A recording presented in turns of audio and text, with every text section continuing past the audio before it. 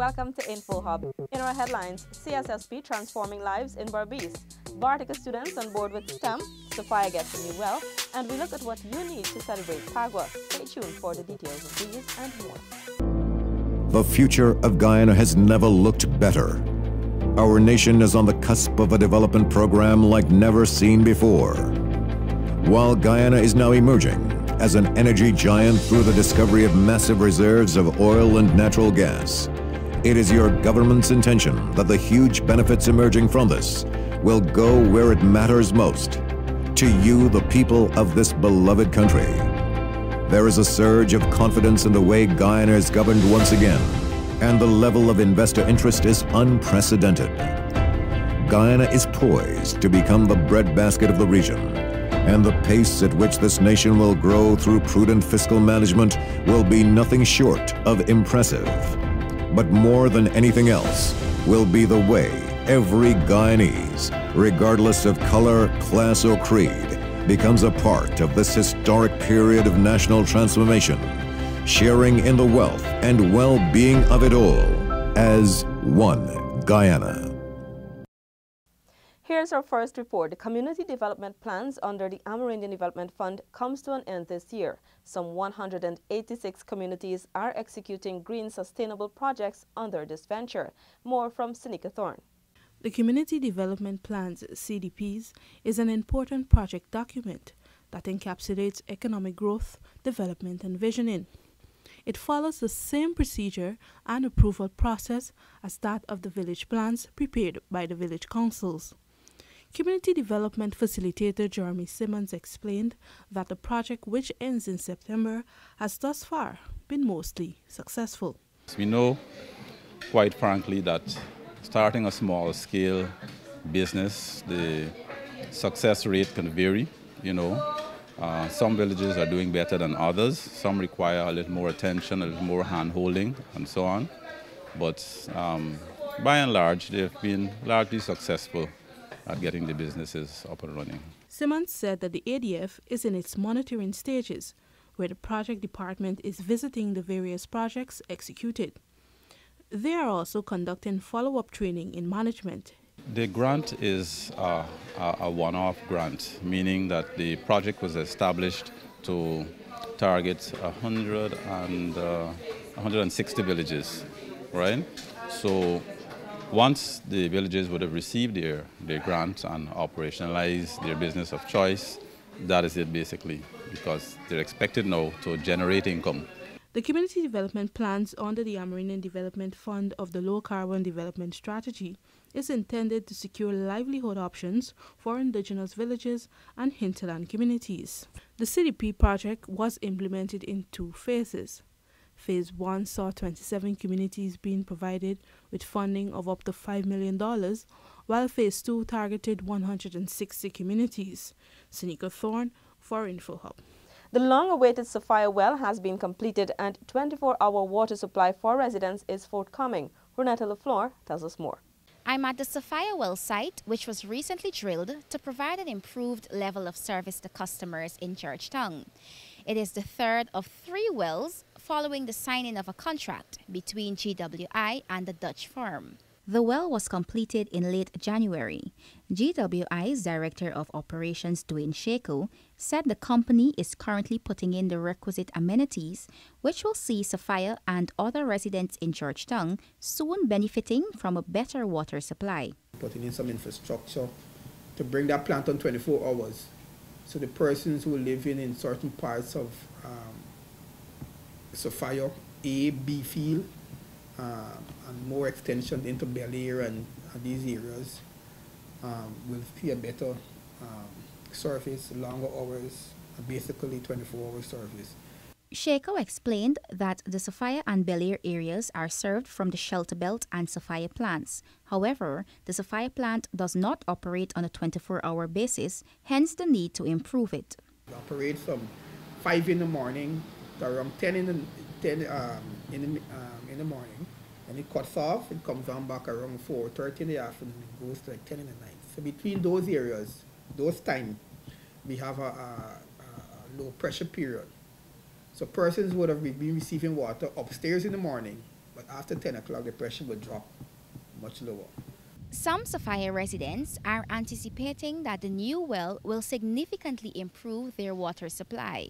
I hope that in the future, as you see, the well benefit Sapphire properly, that I could get home at 9 o'clock and turn on my tap, get water, and I could even turn it on and get water that I could drink. I do hope that it be an ongoing program and something that everyone could be benefited from. Because over the years, a lot of people complain about water, poor water supply, and it's not being on time. The time when people are supposed to be having water is when they cut off the water. So I do hope that, that this new initiative be a great benefit to Sapphire residents. From Block E, South Sapphire, this is Renetta LaFleur for InfoHub. Paul McAdam tells us that Component 1 of the Citizen Security Strengthening Program is making a positive impact in Berbice. The Community Action Council is responsible for monitoring the Inter-American Development Bank funded project implemented through the Ministry of Public Security. Chairman of the Adelphi Kanji Community Action Council, Jaron Hetner-Ryan. Before they start with this program, when we bring out board to the ministry and the government, they were linemen in the street corners, smoking, drinking, even hustling.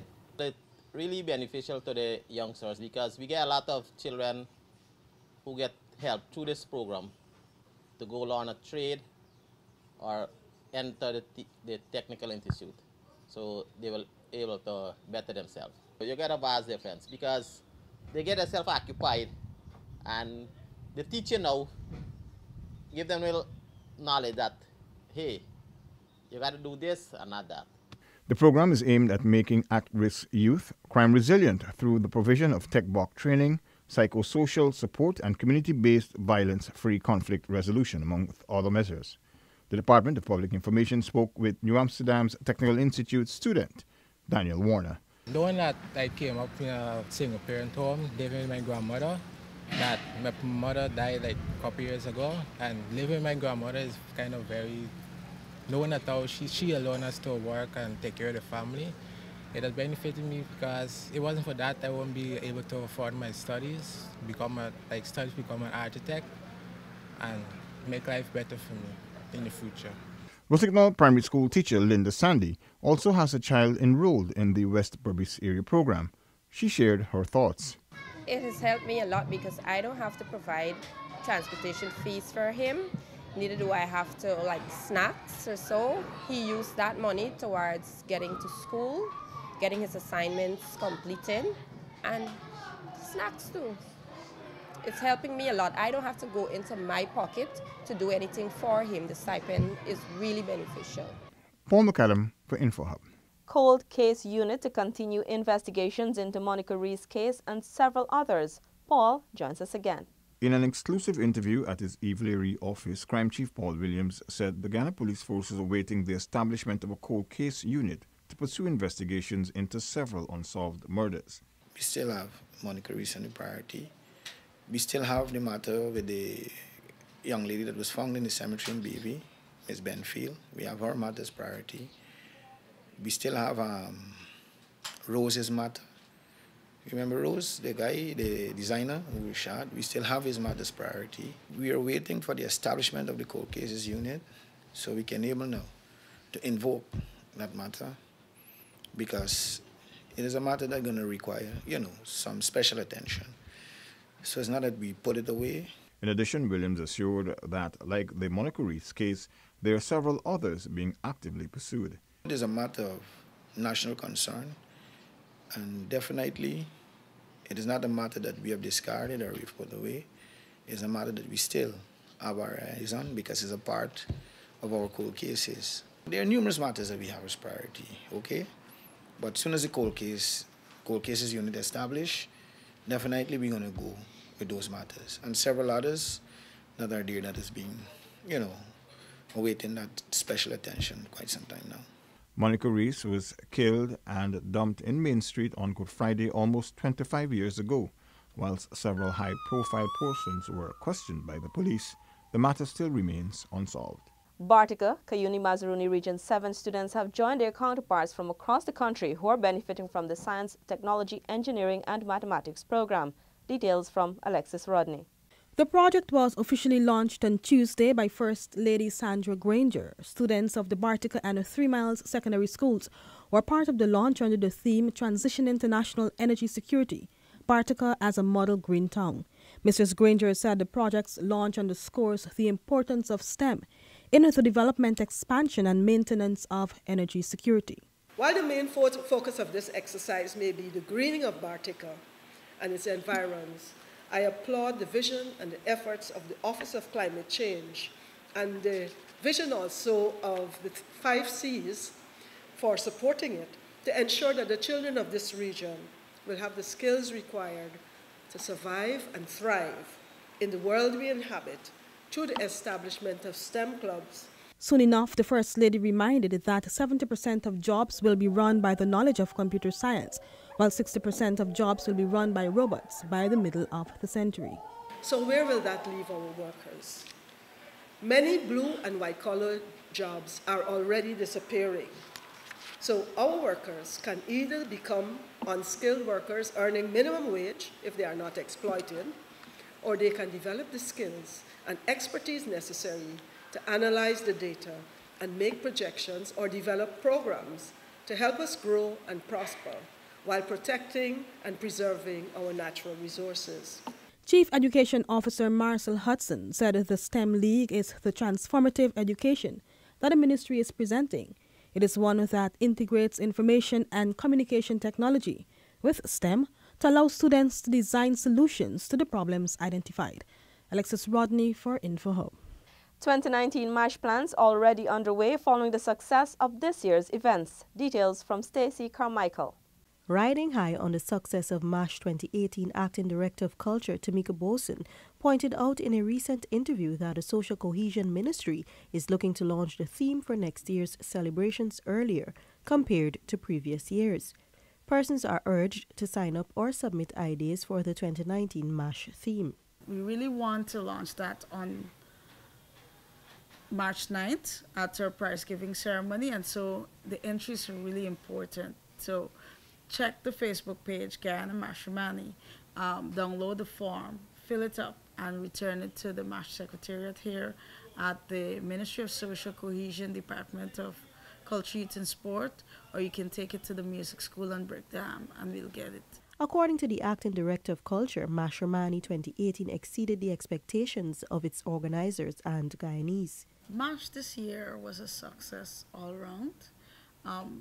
We were a little nervous at the beginning, but we're satisfied at this point that we had 18 activities successfully completed, and all would have been incident-free. Participation was awesome. The crowd was unimaginable at Durban Park, and the costumes themselves represented a good cross-section of who we are as a people. Mashramani, derived from the Arawak dialect, means celebration after hard work. MASH 2018 float and costume parade utilized a new route starting from Thomas Lands and Cam Street, then turning into Vlesinjan Road and straight to Durban Park. Thousands turned out. According to organizing officials, the new route is to be first option next year. For InfoHub, Stacey Carmichael. Crime Chief urges restraint as Guyanese prepare to celebrate Pagua. Stefan Gabriel has more. Crime Chief Paul Williams is reminding persons to respect the rights of others who do not wish to participate in the Festival of Colors. Failure to do so may have dire consequences. Pagua is a Guyanese thing. You understand me? I grew up enjoying Pagua with neighbors and the school that I attended, you know. But, you know, people now meet at a level whereby you find that you have to respect person's position. And if, you know, in the attempt to wanted to play Pagua with someone and they refuse or they object, I think we should still, you know, respect that person's position and don't really go about in terms of touching them or wetting them, because it can amount to an assault, okay? It can amount to assault, because if somebody touches you or you throw water on them and it's against the will or the permission and they make a report, it can be amounted to an assault. Here's our final report. Natasha Isaacs visited a few businesses to find out about their Pagua sales projection. Holi, or Phagwa, as it is commonly called, is an annual Hindu holiday termed the Festival of Colors. Phagwa in Guyana is well known for its sweetmeats, powder, glitter, and merry festivities. InfoHub decided to join the hunt for Phagwa products and caught up with some business owners on what to expect from their stores this season. As the time goes by and getting later in the afternoon, meeting tomorrow, the sales shall pick up a little bit more. So we have the abir powder, we have the one that you throw, we have the one that you boil, we have the guns. What we expect now from the Holi is it's a last 2-day sale. When everybody realizes now, the excitement is happening, things are happening. Wednesday, Thursday, they'll realize what is short. Available here, we have all our nice sweetmeats here we brought in, nice frozen sweetmeats. We have all our Holi Phagwa powder and the water guns and everything else. Like we bring Phagwa powder, we bring kurti tops for ladies and all. We bring the gents kurta top also. We bring the water guns and everything. Like we just maintain a festival is for everybody. So enjoy themselves. Phagwa will be celebrated in Guyana this Friday, March 2nd.